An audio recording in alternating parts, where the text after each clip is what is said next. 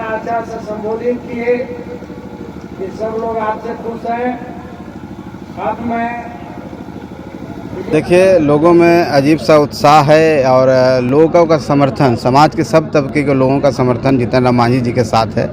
ये बहुत बड़ी बात है और नेता वही होते हैं जिनको सब वर्गों का समर्थन होता है। नमस्कार, न्यूज़ फाउंडेशन देख रहे हैं आप। मैं हूँ आपके साथ धीरज सिंह। गया लोकसभा क्षेत्र के अंतर्गत फतेहपुर में यादव महासभा के अंतर्गत हुई बैठक में बिहार सरकार में मंत्री संतोष कुमार सुमन पहुंचे हुए थे। सर, आज आप लोग इस बैठक में पहुंचे हुए थे जीतन राम मांझी के लिए वोट मांगने, कैसा रिस्पॉन्स मिला? देखिए, लोगों में अजीब सा उत्साह है और लोगों का समर्थन, समाज के सब तबके के लोगों का समर्थन जीतन राम मांझी जी के साथ है। ये बहुत बड़ी बात है और नेता वही होते हैं जिनको सब वर्गों का समर्थन होता है। तो हम समझते हैं जीतन राम मांझी जी गया लोकसभा से बड़ी भारी बहुमत से जीतने जा रहे हैं और 3 लाख से ज़्यादा की संख्या से वो जीतेंगे। जिस तरह का समर्थन है, जिस तरह का उत्साह है लोगों का, इसके हम घूम रहे हैं। जब सभी जिलों के, खास करके लोकसभा क्षेत्र के सभी जगह पर हम घूमे हैं और आपसे मुलाकात हमको आमस में हुई है। वहाँ भी आपने देखा है कि कैसे लोग पीछे चल रहे थे और कैसे लोग स्वागत कर रहे थे। तो इस वजह पर हम कहते हैं, इस बुनियाद पर हम कहते हैं कि ये फासला होगा 3 लाख से ऊपर होगा। आप यादव महासभा की बैठक में पहुंचे हुए थे। आरजेडी और लालू प्रसाद यादव तो कहते हैं कि यादव समाज जो है उनको लगातार वोट करते आया है और आगे भी करता रहेगा। देखिए, कोई भी समाज हो, समाज और राज्य देश में कोई जात के नाम पर कोई वोट नहीं होता है। हमारी जनता आज इतनी जागरूक हो गई है, इतनी समझदार हो गई है, उनको पता है कि कौन प्रतिनिधि हमारे लिए सही है, कौन प्रतिनिधि गलत है। उसका चुनाव वो अपने हिसाब से करते हैं, अपने मन से करते हैं, दिल से करते हैं, दिमाग से करते हैं। उसमें जातीयता कहीं पर हावी नहीं आती है, ऐसा हम लोग नहीं सोचते हैं। और इस तरह की राजनीति हम लोग कभी किए नहीं। इस विचारधारा में चाहे उस तरह कंस्ट्रेंट नहीं हम लोग लगाए हैं कि हम इस समाज के हैं, वो समाज हमको वोट देगा कि नहीं देगा। हम सबके पास जाते हैं, खुले दिल से जाते हैं और ये हमारे लिए सबसे बड़ी बात है, हमारे लिए उपलब्धि कहिए, चाहे हम जनता का प्यार आभार हम करना चाहते हैं कि उनका सब लोगों का समर्थन मिला।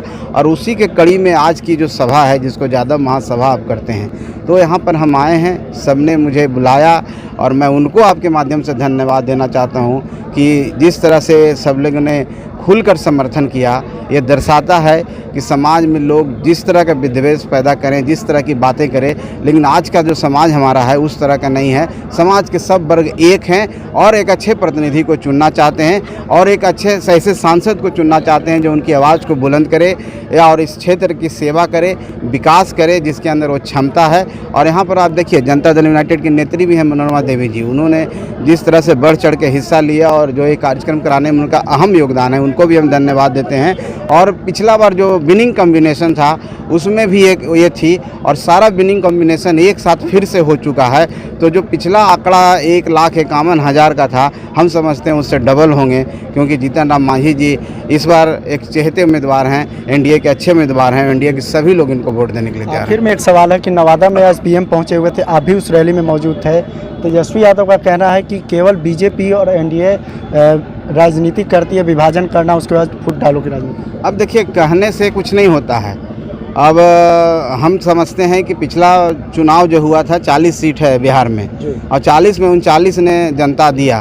तो जब 39 सीट जीत गए हम, तो अब कौन विभाजन करता है नहीं करता तो जनता ना जवाब देगी। लोकतंत्र में हम क्या कहते हैं, वो क्या कहते हैं, उसका मायने नहीं होता है। लोकतंत्र में जनता कहाँ मोहर लगाती है उसका मायने होता है। और जब 4 जून को ईवीएम खुलेगा, अब ईवीएम में क्या रिजल्ट आएगा, किसके सिर पर क्या होगा, कौन प्राइजेज झेलेगा, कौन किनकी विजय होगी, तो ये तो जनता तय करेगी। और हम लोग इस घूमने फिरने के ऐसे आकलन कर रहे हैं, जो अभी हम ये प्रथम चरण का जो चुनाव हो रहा है उसमें जो उत्साह लोगों का देख रहे हैं, हमको लगता है वही कहानी दोहराई जाएगी।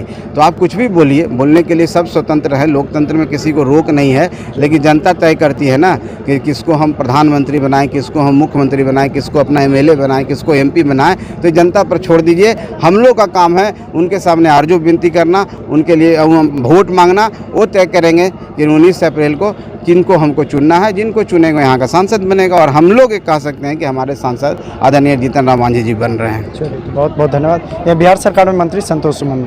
गया से न्यूज़ फाउंडेशन के लिए मैं धीरज सिंह।